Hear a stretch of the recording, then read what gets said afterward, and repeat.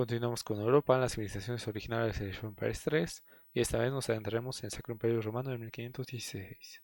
Desde 1486 gobernaba el emperador del Sacro Imperio Romano Maximiliano I de la Casa de Habsburgo, conocido como el Último Caballero, quien en sus últimos años buscó aumentar la influencia y el poder de su familia al tiempo que preparó a su nieto, Carlos de Habsburgo, para sucederlo, quien desde 1506 fue duque de Borgoña y señor de los Países Bajos, así como rey de Castilla y Aragón desde 1516.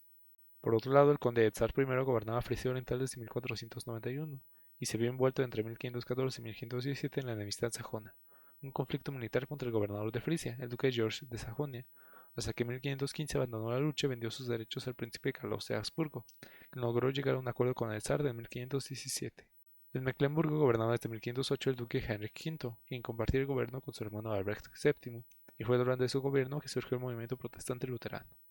Otro que protegió a Martín Lutero fue el príncipe elector de Sajonia y landgrave de Turingia, Friedrich III el Sabio, quien gobernó entre 1496 y 1525. En Pomerania gobernaba desde 1474 el duque Bogislao X, quien logró unificar la zona en 1478 y se liberó de sus obligaciones feudales con Mecklemburgo y pasó a ser un vasallo directo del Sacro Emperador.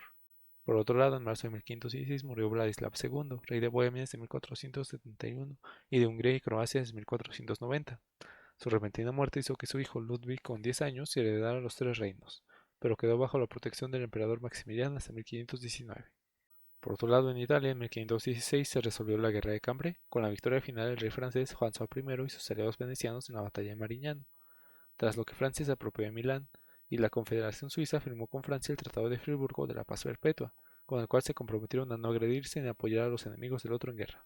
En Saboya, el duque Carlos III llevaba en su puesto desde 1504 y participó en la guerra de Cambrai del lado de los franceses, tras lo que sirvió como moderador entre Francia y España. Y en Florencia, el señor Lorenzo de Medici gobernaba desde 1513 y aprovechó su relación con su tío, el Papa León X, para aumentar su poder, lo que llevó a la guerra de Urbino en 1517. En 1516 murió el pintor neerlandés Jerónimos Bosch, uno de los primeros artistas destacados de los Países Bajos a principios del siglo XVI, y es reconocido por sus obras de temáticas religiosas y fantásticas. Del 1516 data una de sus últimas obras, el Tríptico del Carro de Heno, el cual actualmente se encuentra en el Museo del Prado de Madrid, en España. También murió Giuliano da Sangallo, arquitecto florentino muy activo durante el gobierno de Lorenzo el Magnífico y que construyó palacios y iglesias para los Medici. También murió el arquitecto Johann Heinz, quien dirigió la construcción de las catedrales de San Juan en Bolduque, Brabante, en los actuales Países Bajos. En 1516 nació en Bergamo Gerolamo Zanchi, clérigo italiano que siguió las ideas de la Reforma calvinista a finales del siglo XVI y murió en 1590. También nació en Zúrich Konrad Gessner, médico naturalista y filólogo que incursionó en los campos de la botánica y la zoología, siendo de los primeros en definir especies de plantas y animales. Murió en 1565. En Düsseldorf nació Wilhelm, duque de Jülich-Kleveringsberg entre 1539 y hasta su muerte en 1592. Es recordado por sus conflictos con el emperador Carlos V por el control del ducado de Weltas en 1543. Y en Holanda nació Margaretha Koppier, una dama de la baja nobleza y heroína de la Guerra de los 80 años o Guerra de Independencia de los Países Bajos en 1574.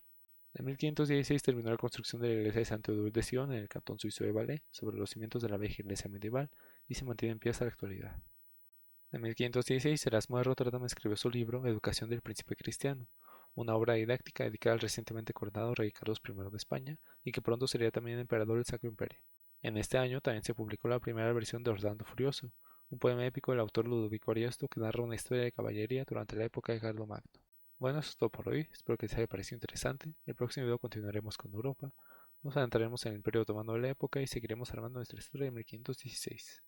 El objetivo de esta serie de videos es revisar la historia del mundo usando como excusa las campañas históricas de Age of Empires 3. Si te gusta, no dejes en compartir este video con un aficionado de Age of Empires o de la historia en general.